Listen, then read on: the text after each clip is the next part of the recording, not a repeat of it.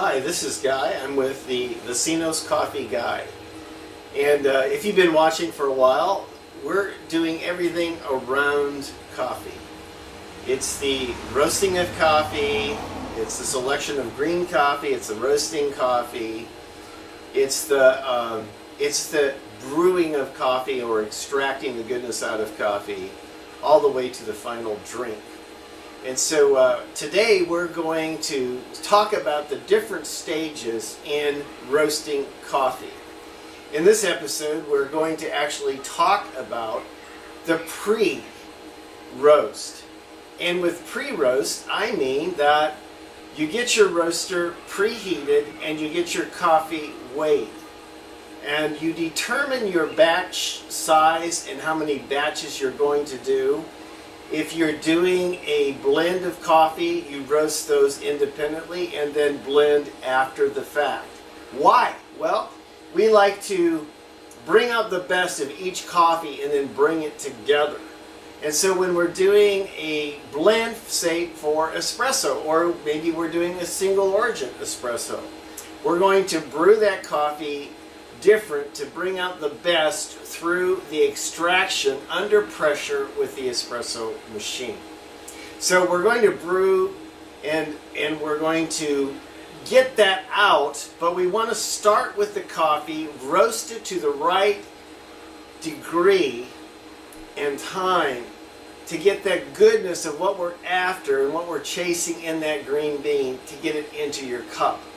And so we're looking today at what we do first. The first thing we do is we turn on the roaster, the power, and then we turn on the fire. And it's going to go from ambient temperature in the room, which is maybe 80 degrees, 78, 80 degrees.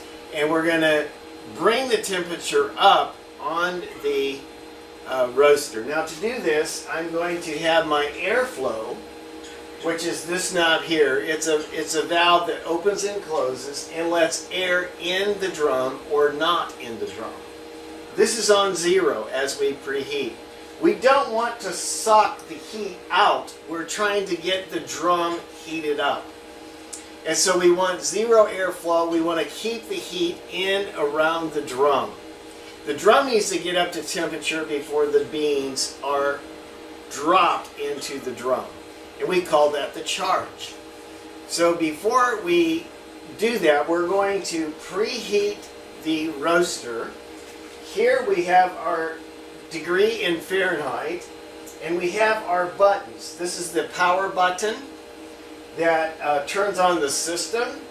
This is the fire button that turns on the heat, and then we have an adjustment right here that makes the pounds of gas measured into the burner.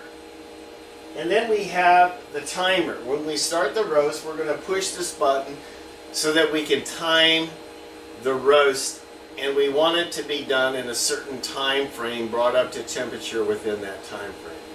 And then this is the cooling tray, and it turns on the fan, which pulls cool air down through the coffee and brings it out the back, actually. So this is the cooling tray. So right now I want this to build up to 300 degrees for my charge. I want to drop the cold, or I say cold, I mean room temperature beans into the drum at about 300 degrees. Okay, then some phenomena is going to happen at that point. The drum temperature is going to drop because of the coolness of the beans. And it looks like the bean temperature is dropping, but actually the bean temperature is going to continue to rise, but the drum temperature doesn't catch up with the bean temperature until we call hits bottom. And so we're going to talk about this in stages. So the first thing we've done is we've weighed out our coffee. We've turned on, and now we're preheating the drum.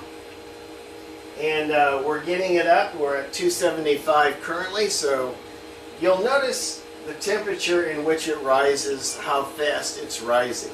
I can adjust the flame and get it there a little bit faster.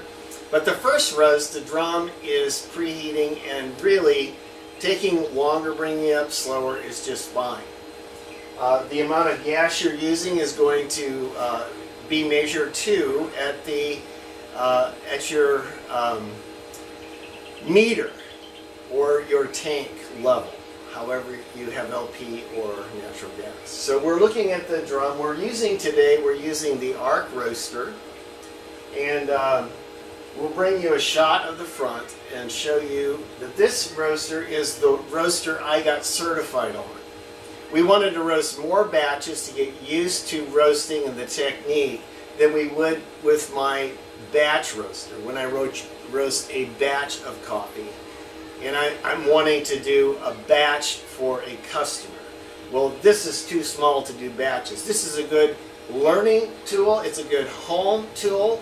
I ran out of espresso today, so we already roasted 1.5 pounds just for us.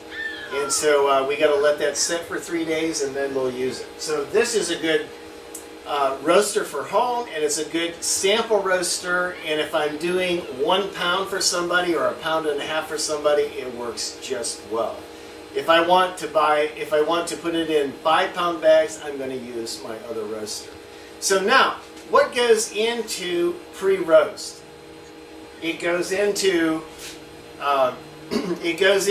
what batches, how many batches, if we're blending, and what are we going to do in what order. So we've already determined that, and for you, it's going to be a little bit different on your roaster. Thank you.